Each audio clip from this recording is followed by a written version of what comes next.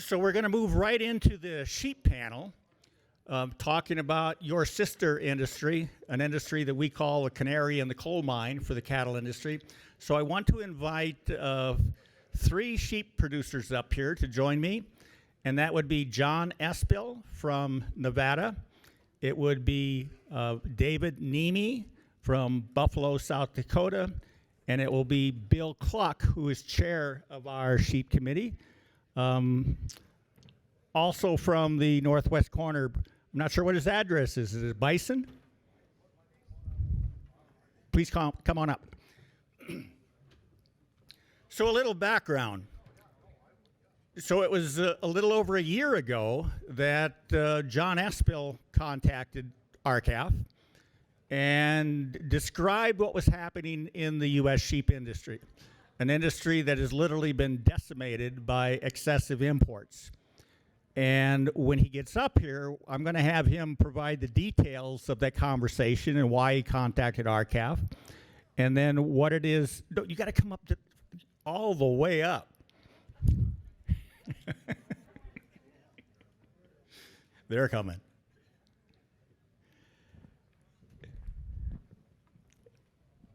And so, John, when you sit down and grab the mic, why don't you give the background of where or how we got to where we are today, and then we'll just go from there. And then we're going to have some questions and answers from the audience during the course of this panel after we hear from the 3 of them. And so as soon as that mic is working, tap on it. Probably. That's working. Yep. So John Espil, sheep producer, cattle producer from Nevada, a relatively new member of RCAF USA, and or at least in terms of direct involvement in attendance at conventions. Last year was his first convention. And John, just take it from here.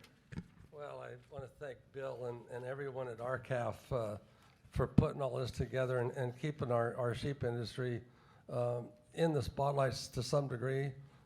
It's been a little over a year ago when a friend of mine from Idaho was desperately trying to find some help on the import situation, and he contacted a farmer in Idaho that dealt with sugar beets, and they had been successful in acquiring some tariffs on sugar through attorneys in D.C. So this gentleman, a friend of mine, Henry Etcheberry, had a trip planned to D.C. with American Sheep Industry people and the Western Range Association, and he managed to arrange a meeting with this law firm. They came up with a proposal some weeks later, and it was a lot more than our little group or Henry's little group that he put together. He had some ranchers contact him and offer support, and that being myself and I think 10 or 12 others. But so we asked ASI if they would not help fund something like this, and they did take it upon themselves to do some kind of a survey. Nothing positive came from that, and I guess it's been put on the back burner for some time. But at that point, I got a hold of Bill because some of us felt that we needed to put our money where our mouth is, and we'd written checks to Henry on behalf of supporting American Lamb, and I asked that money be forwarded to RCAF because I could see that you guys are the only outfit in the country that's going to move forward. And so most of the people that had forwarded money to Henry agreed to do that. And even before there was any money change hands whatsoever, Bill was on the phone putting things together, having weekly meetings, bi-weekly meetings. And since then, he moved really fast. I tell you, you guys know him better than I do, but he got it done. He got a petition filed before the U.S. Trade Representative Ambassador, Ms. Tai, and last August 3rd. Yes. And since then, we've been having our bi-weekly meetings. And it seems like we gain momentum, and then we lose momentum. We gain momentum, we lose momentum. But by and large, the people that I've talked to, when they listen and see what RCAF's up to and the reason behind what we're doing, they support. Our county commissioners, I think I came up with a half a dozen that all wrote supportive letters, and had our state or federal, the congressional representation, all of the congressional representation in Nevada supported the petition in the form of letters. The two senators from Nevada, believe it or not, actually made inquiries by telephone.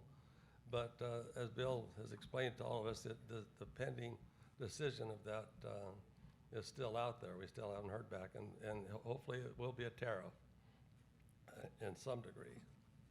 But that's the background. Okay. You want me to keep going? Let's turn it over to Bill Kluck, and then we'll go back and forth here. You know, I'm going to approach this a little differently, but I'm going to give you a quote because the sheep industry is plagued by a problem with money. And Meyer Amschel Rothschild made the statement that give me control of a nation's money and I care not who makes their laws. Right now, the exchange rate between us and Australia is literally killing the sheep producers. This money exchange rate in many countries is our problem as far as imports are concerned.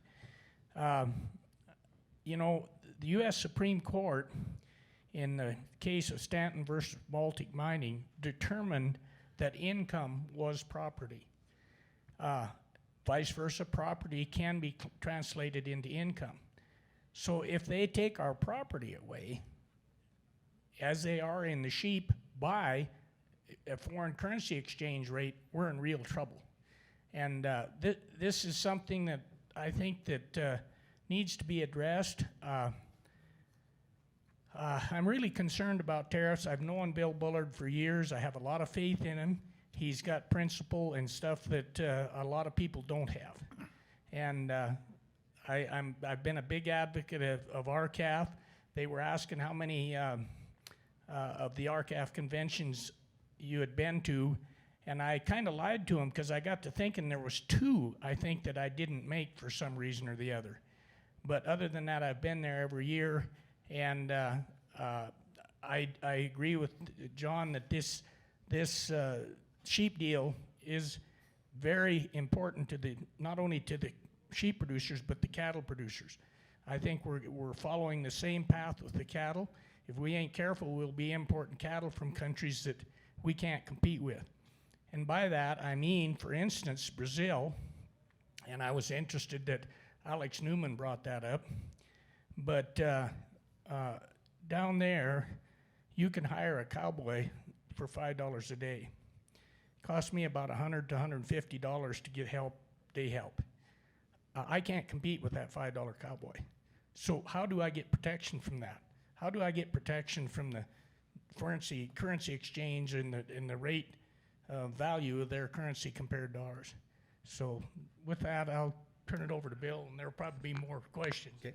So we started out saying that the sheep industry is the canary in the coal mine for the cattle industry, and I'm going to put Dave Niemi on the spot. So Dave just volunteered to participate on the panel. One of our panelists couldn't attend from Idaho, but David has been part of the process since the beginning. So Dave, talk a little bit about the sheep industry and its similarities to the cattle industry and why cattle producers need to be watching your industry very closely. Sure, thank you, Bill, and RCAF for all the efforts that you've made with this petition and going forth to try and resolve some of the sheep industry woes. And one of the main concerns we do have within this industry is a loss of price discovery.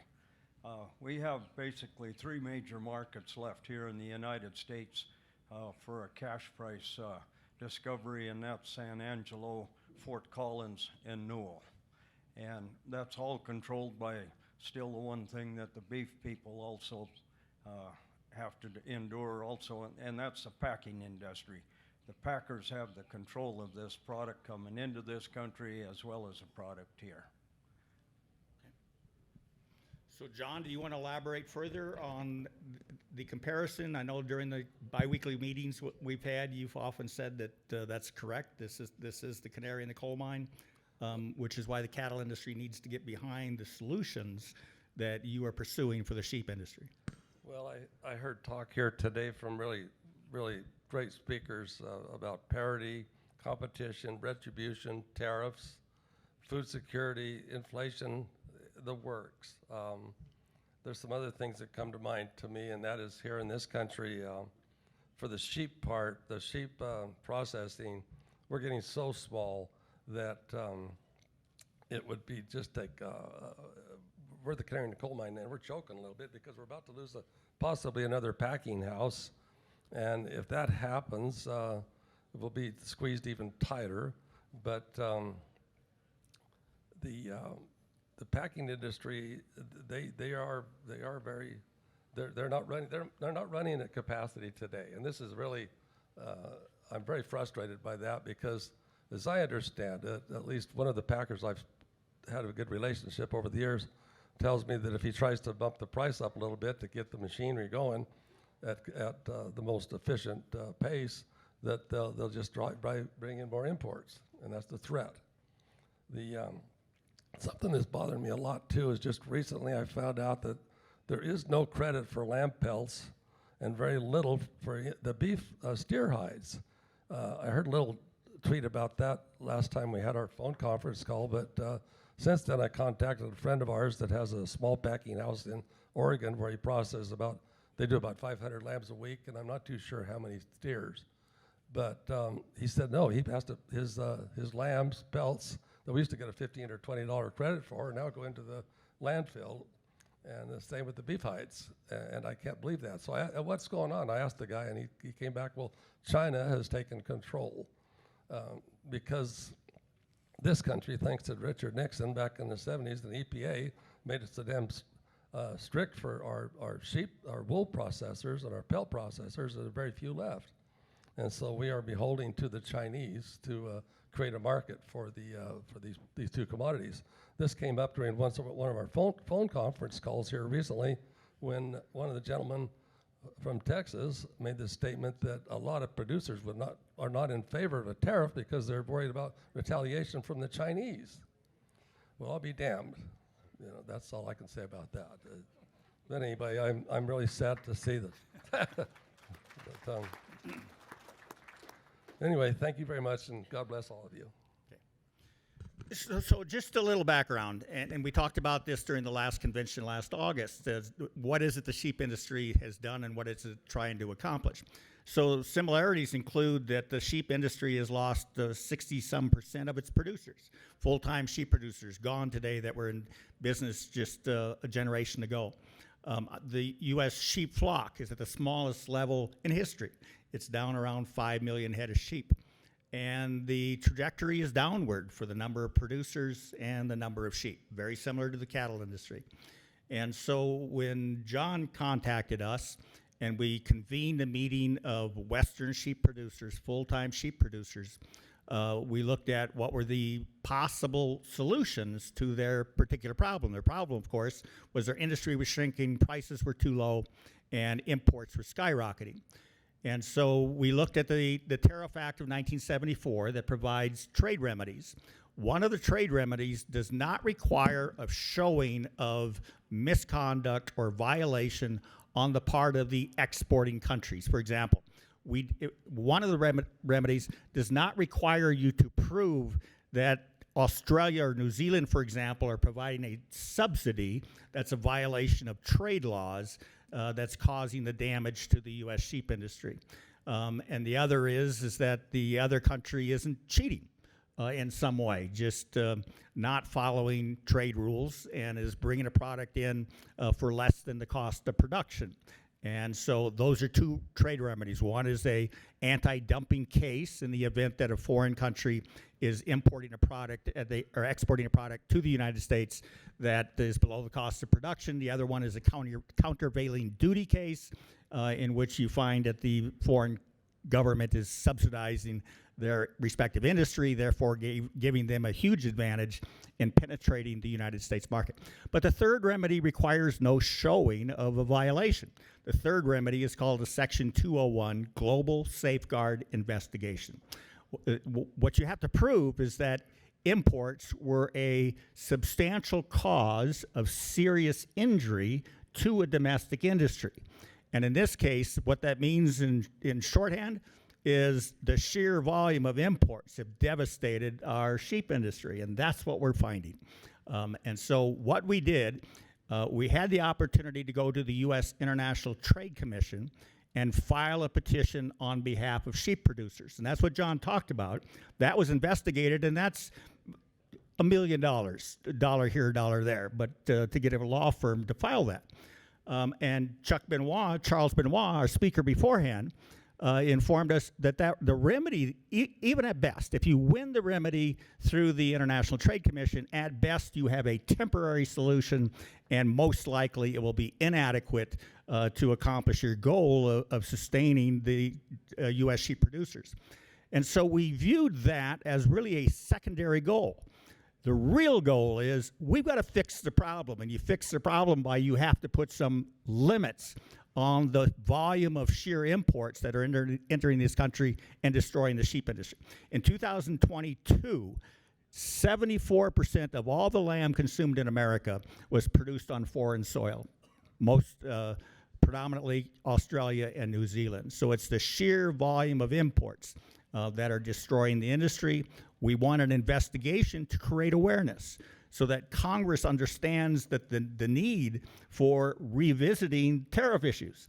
Because what the sheep industry needs is what the peanut industry has and the sugar industry has today, up until recently, and that was a tariff rate quota that allowed the imports to come in to a certain volume. Tariffs were relatively low. They would not deter the ongoing imports. But once they reach a certain threshold, then the tariff rate would increase significantly, and it was intended to prevent any further imports above that level. That's what the sheep industry needs. It needs some breathing room. It needs time to rebuild. It needs the opportunity to go from where now it has 24% of the domestic, 26% of the domestic market, since the foreigners have 74. We need to grow that to 50%. The only way we're going to grow it to 50% is if we can remove that import pressure from the industry. So with that background, we have that petition filed. As John said, we haven't heard a peep out of the U.S. Trade Representative's office on our request for that safeguard investigation. And we've actually taken somewhat of a not a straight line, circuitous route. Rather than go to the U.S. International Trade Commission, where we could self-file and they would initiate the investigation, we wanted our U.S. trade representatives, Ambassador Catherine Tai, to represent cattle or sheep producers in the United States. That's kind of their job as a representative of a trade representative for the United States. And we thought they would jump to the opportunity to take what appears to be a clearly situation in which unlimited imports are just destroying a domestic industry. It has food safety implications. We thought they would jump to the opportunity to request the investigation. It hasn't happened. And so we will be discussing with Charles Benoit whether or not we need to immediately self-file with the U.S. International Trade Commission to get the investigation underway.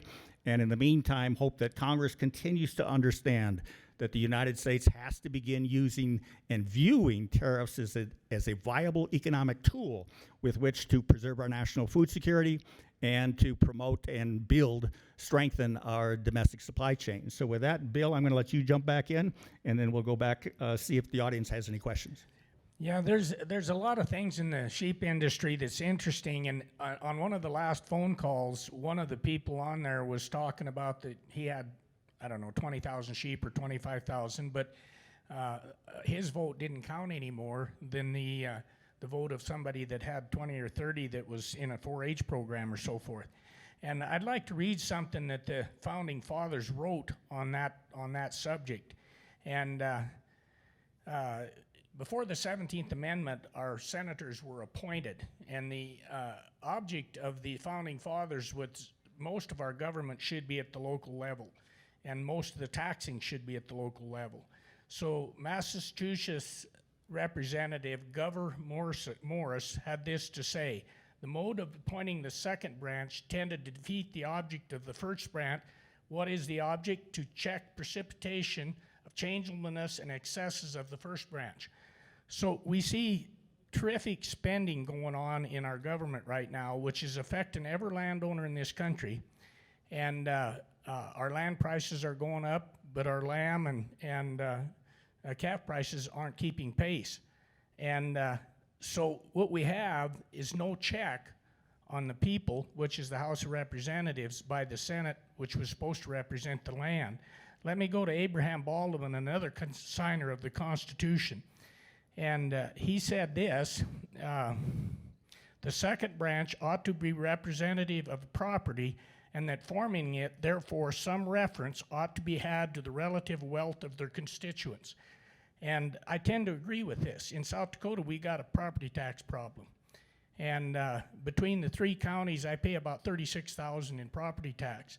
Shouldn't I have more say than the guy that pays $3,600 on his house? Now, I'm not saying, I'm not against that guy. I'm just saying that I should have a bigger vote. And so our founding fathers understood this stuff. And this is affecting the sheep industry every day.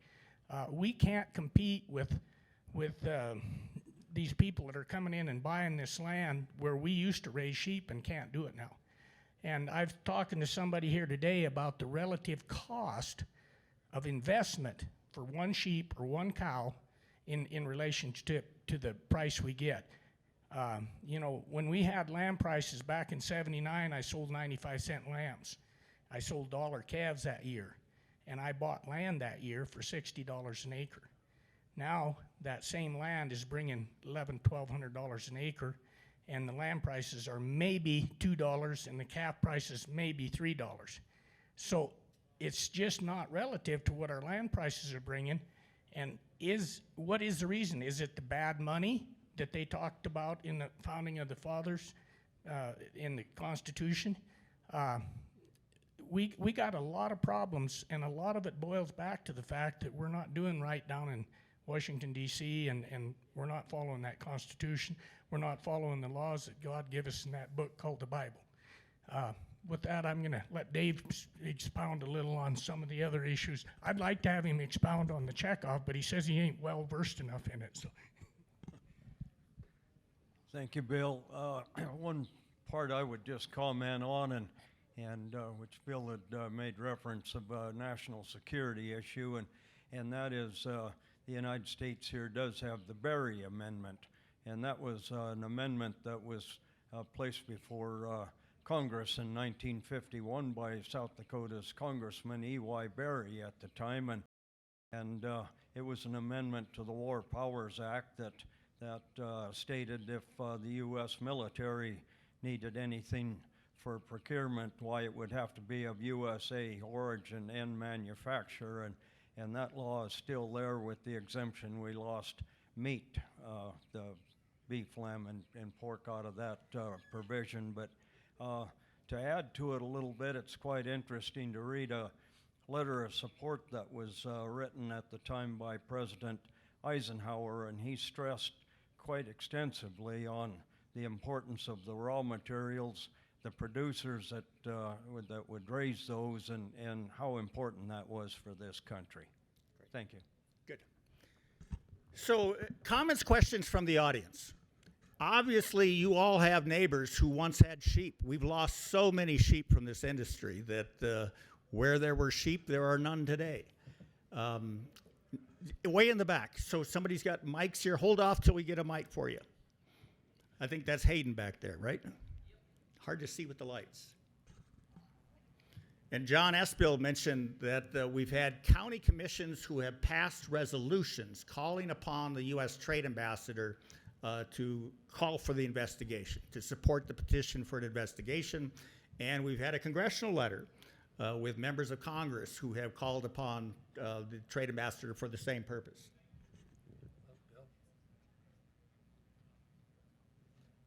Bill, at one point Go ahead.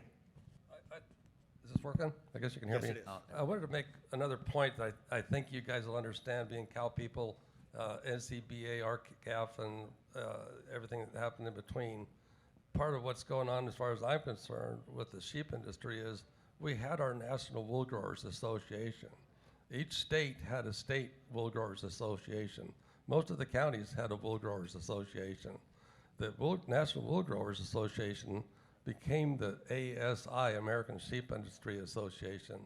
And when they did that, they brought in the packers, they brought in the feeders, and the distributors. We have, the ASI now has a board of directors for all these different avenues, whatever they're looking at, and it's not all growers anymore. And I think it's just, there's just way too much has been diluted beyond what we need, what it should have been. I mean, we need to watch them, they need to watch us, but we, don't need to be sleeping in the same damn bed. The other thing I want to point out is it's been hard to get motivation out of our sheep people. They all understand what I'm talking about when I talk to them, and I look them in the eye, and boy, they're all in favor of this and that and the other thing.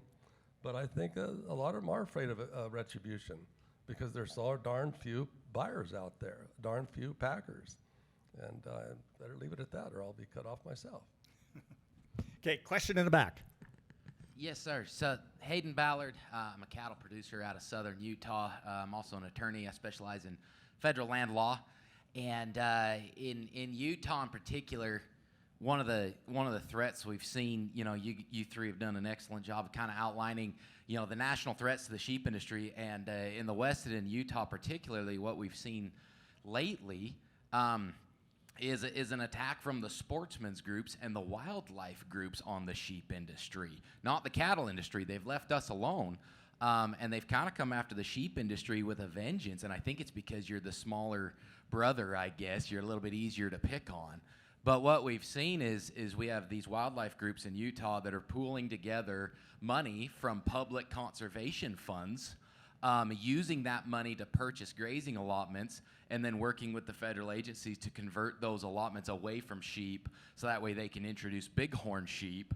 And so they're actively funding the sheep's industry's demise with public funds, because the wildlife groups are the bigger groups with the bigger dollars, but they're accessing public conservation funds to do it as well. So my question is, have you three seen similar efforts? I realize you're not in the West, you guys are dealing with private property, but trying to look outside of the state of Utah, have you guys seen similar issues where the sheep industry is being displaced by some of these other industries?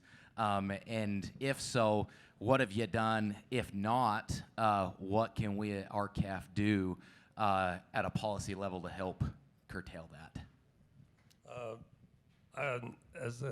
My answer to that question is the Clinton administration in 1992 appointed Bruce Babbitt as Secretary of the Interior, and their new motto was cattle free by '93. And boy, did they come with a vengeance in my part of the world. We were one of the first test cases whereas the BLM district manager wrote a full force and effect decision that was written by the environmentalists, including the game agencies from California, Nevada, the hunting clubs, the Sierra Club, NRDC, you name it. They put this thing together, and they slammed our head in the door.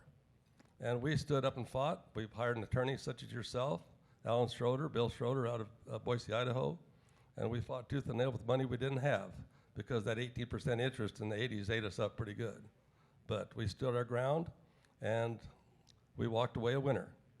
We didn't go after attorney fees, but every sportsman in that area where I am now, they thank us. They thank us for what we do for predator control, and the fact that we let them hunt on our ground. And we are BLM and Forest Service up there big time. But I don't know what to tell you. I think that if you hang on, they're going to have to see your wave sooner or later.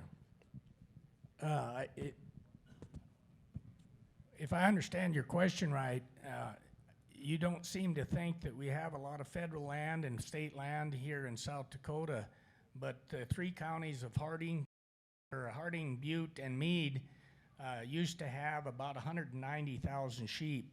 And Harding County especially, I would say 2/3 of that county is either federal land or state land. They also have some county land up there.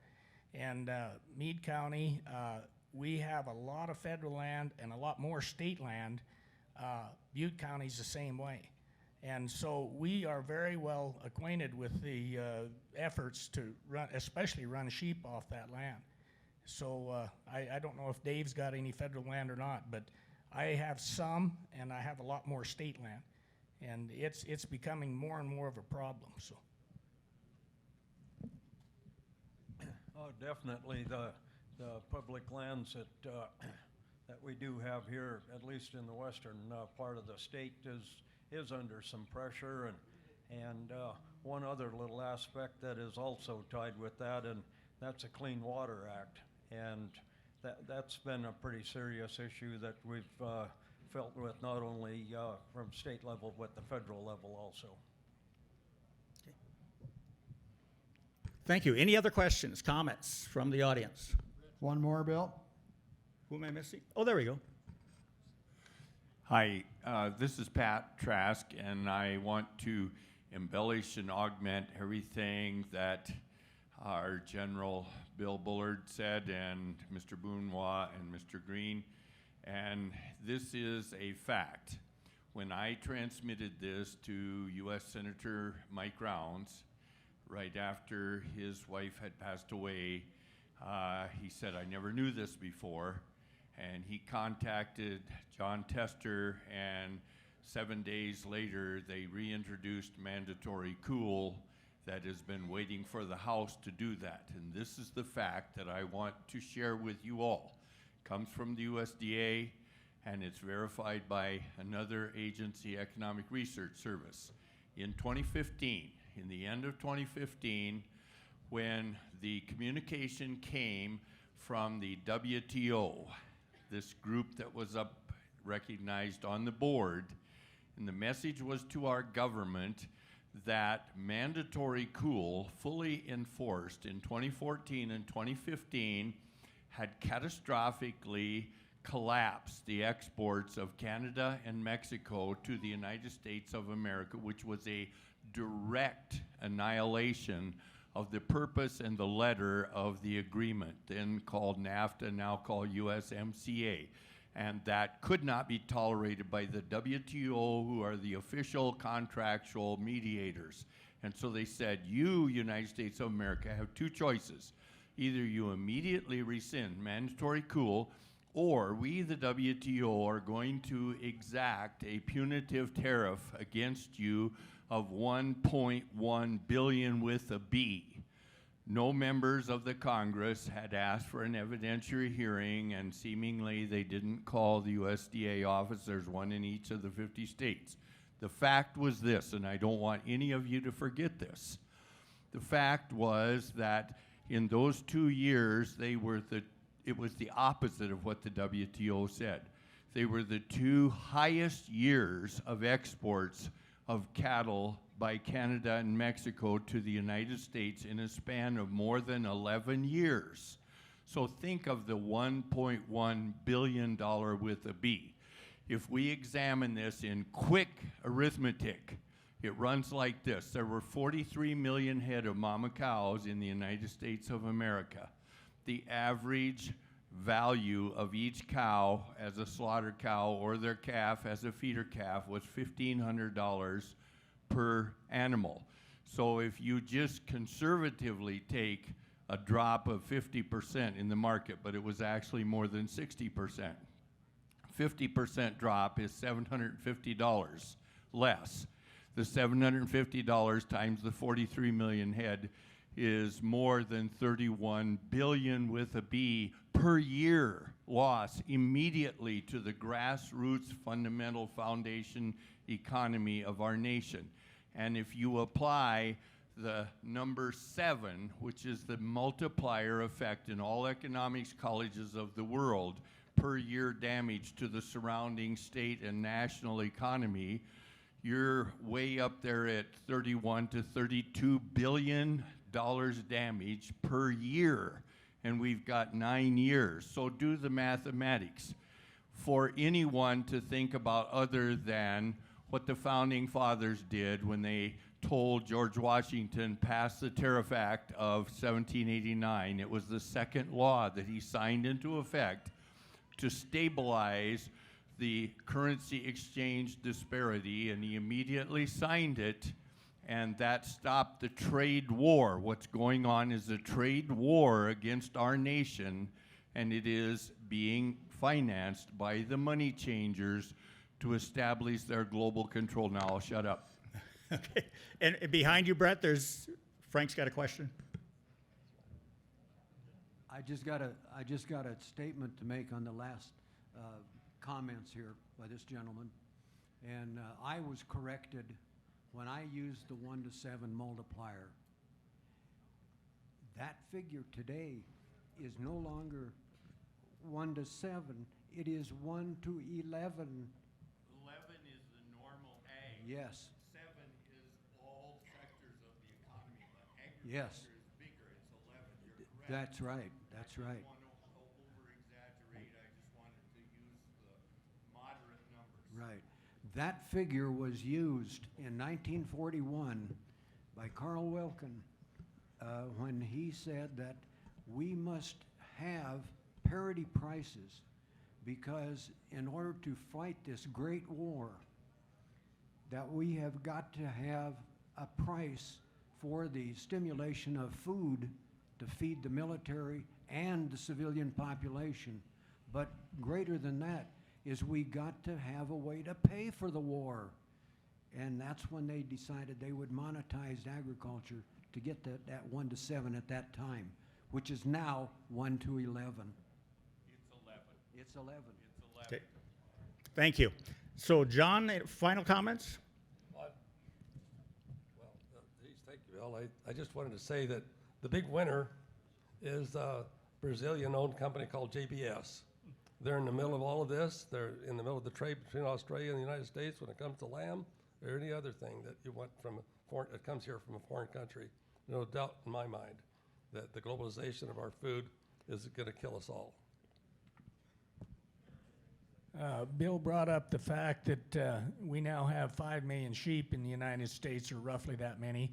And I was quoting some figures on the 3 counties of 190,000 sheep in just my area.